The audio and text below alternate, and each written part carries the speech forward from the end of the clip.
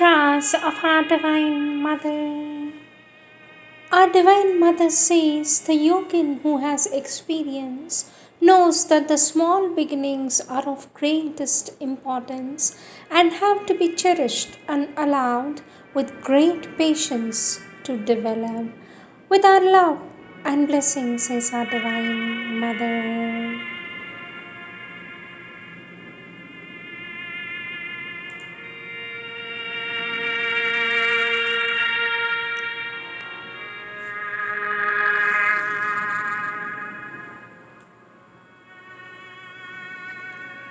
Words of our Lord Sri Aurobindo, taken from Sri Aurobindo's message, a compilation of the works of our Lord Sri Aurobindo.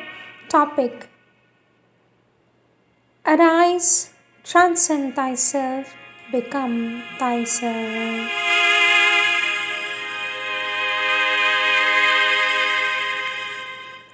Our Lord Sri Aurobindo says, "This is thy work and the aim of thy being, and that for which thou art here, to become the divine Superman and a perfect vessel of the Godhead.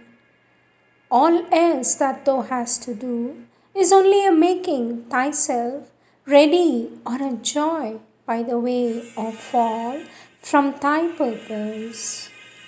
But the goal is this, and the purpose is this, and not in power of the way and the joy by the way, but in the joy of the goal is the greatness and the delight of thy being. The joy of the way is because that which is drawing thee is also with thee on thy path, and the power to climb was given thee that thou mightest mount to thy own summits. If thou hast a duty, this is thy duty. If thou ask what shall be thy aim, let this be thy aim. If thou demand pleasure, there is no greater joy, for all other joy is broken or limited.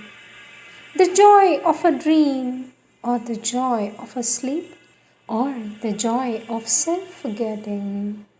But this is the joy of the whole being. For thou say, what is my being?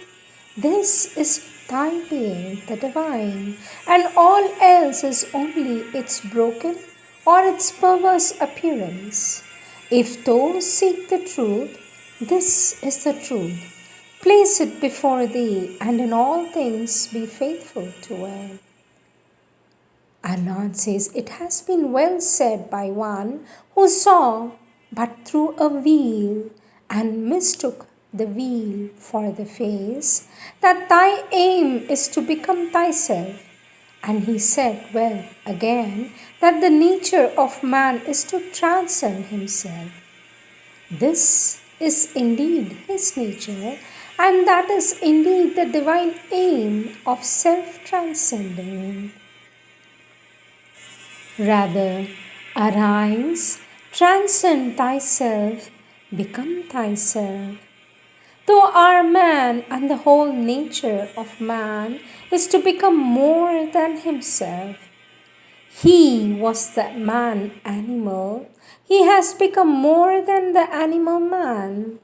He is the thinker, the craftsman, the seeker after beauty. He shall be more than the thinker. He shall be the seer of knowledge. He shall be more than the craftsman. He shall be the creator and master of his creation. He shall be more than the seeker of beauty, for he shall enjoy all beauty and all delight. Physical, he seeks for his immortal substance. Vital, he seeks after immortal life and the infinite power of his being.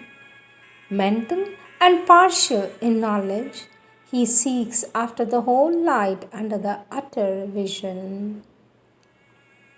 Our Lord Sri Aurobindo says, to possess these is to become the Superman, for It is to rise out of the mind into the supermind. Call it the divine mind or knowledge or the supermind. It is the power and light of the divine will.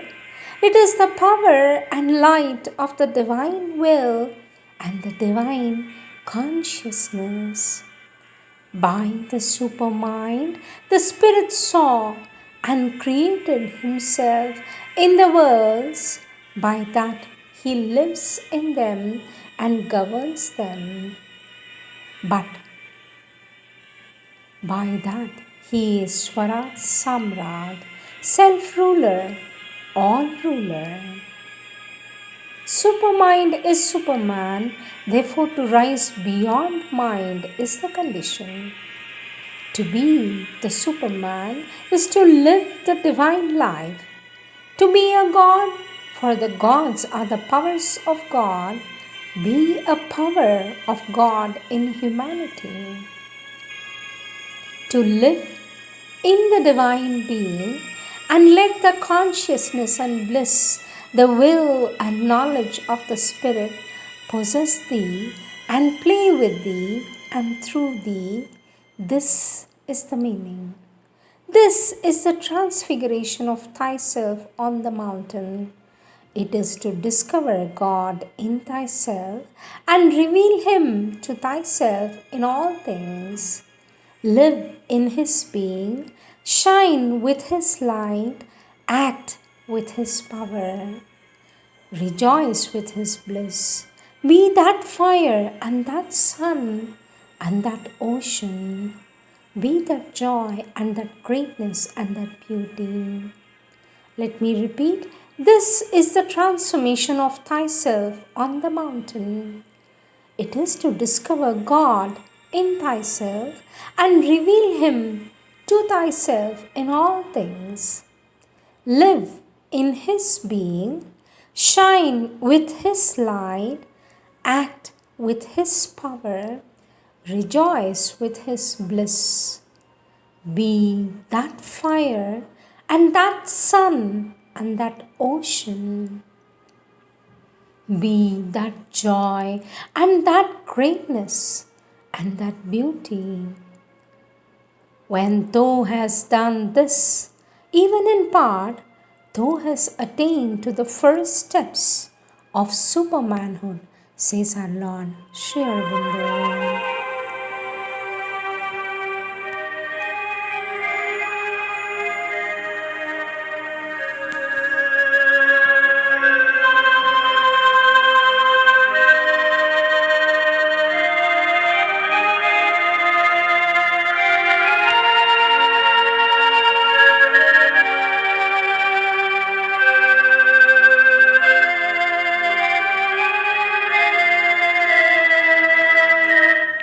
Next subtopic, the old yoga and the new goal. This is an excerpt from a personal letter of our Lord Sri Aurobindo to his brother Baran, original in Bengali, written around 1920.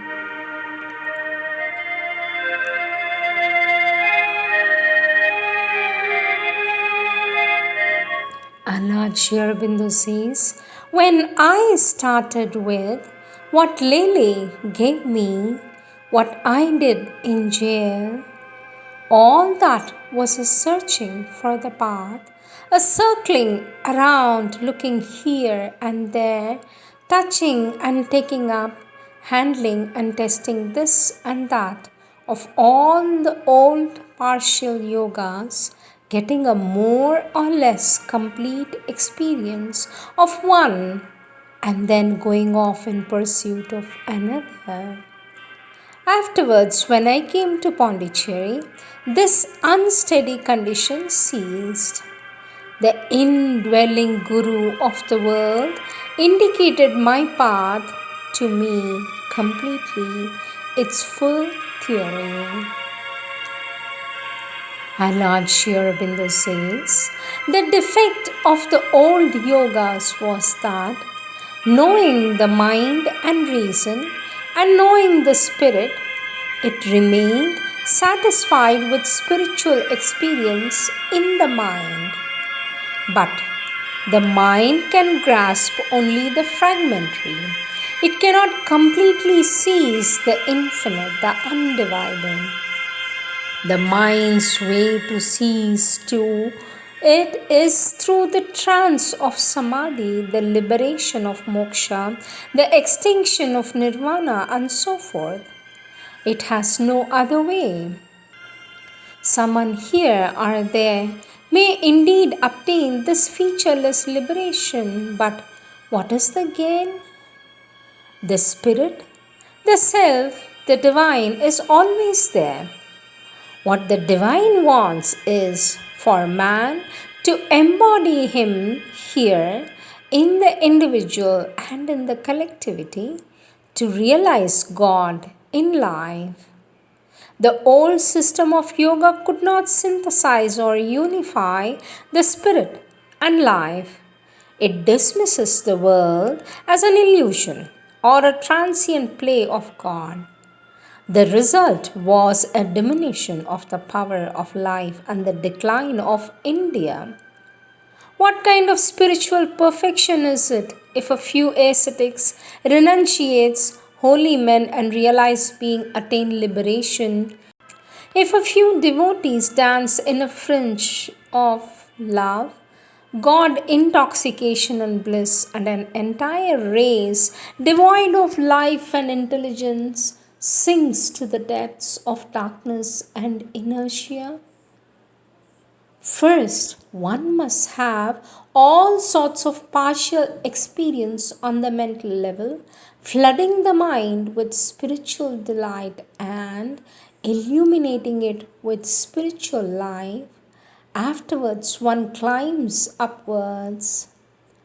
Unless one makes this upward climb, this climb to the supramental level, it is not possible to know the ultimate secret of world existence. The riddle of the world is not solved.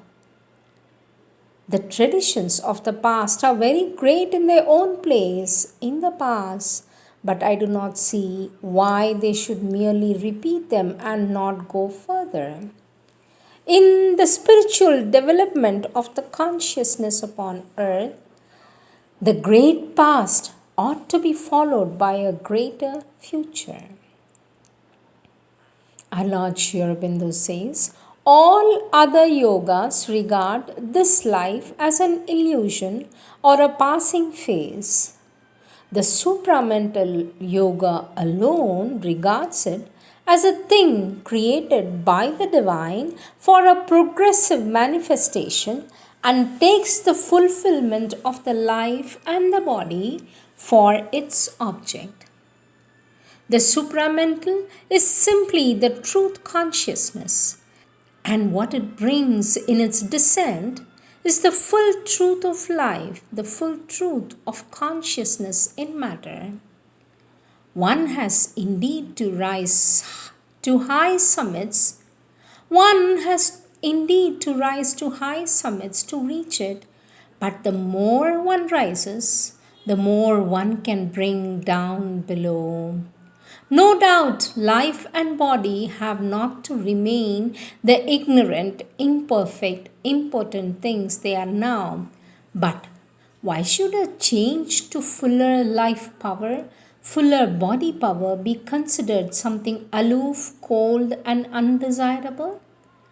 The utmost ananda the body and life are now capable of is a brief excitement of the vital mind or the nerves or the cells, which is limited, imperfect, and soon passes. With the supramental change, all the cells, nerves, vital forces, embodied mental forces can become filled with a thousandfold ananda, capable of an intensity of bliss which passes description and which need not fade away, says our Lord Sri Aurobindo.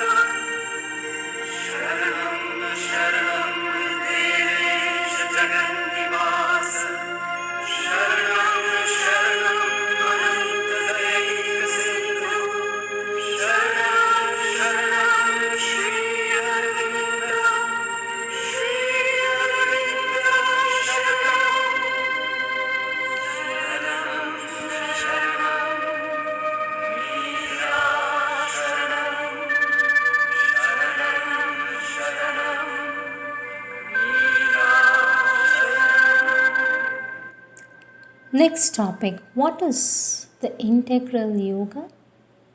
Our Lord Sri Aurobindo says it is the way of a complete God realization, a complete self realization, a complete fulfillment of our being and consciousness, a complete transformation of our nature. And this implies a complete perfection of life here and not only a return to an eternal perfection elsewhere.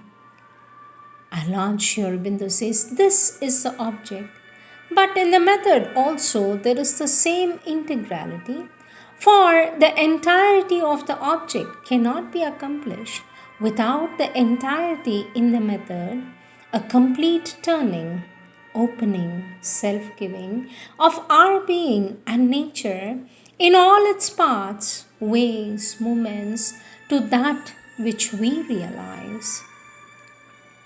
Our mind, will, heart, life, body, our outer and inner and inmost existence, our superconscious and subconscious, as well as our conscious parts, must all be thus given, must all become a means, a field of this realization and transformation, and participate in the illumination and the change from the human into a divine consciousness and nature.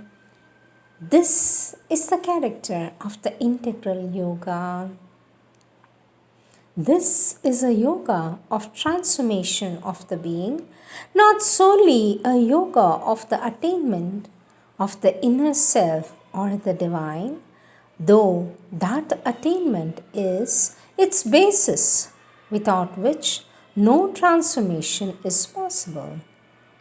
In this transformation, there are 4 elements: the psychic opening, the transit through the occult, the spiritual release, the supramental perfection. If any of the 4 is unachieved, the yoga remains incomplete.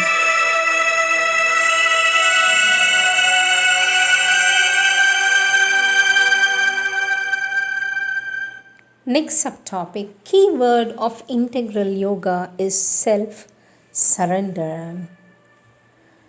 Our Lord Sri Aurobindo says the supramental yoga is at once an ascent of the soul towards God and a descent of the Godhead into the embodied nature. Let me repeat. Our Lord Sri Aurobindo says the supramental integral yoga is at once an ascent of the soul towards God and a descent of the Godhead into the embodied nature. The ascent demands a one-centered, all-gathering aspiration of the soul and mind and life and body upward.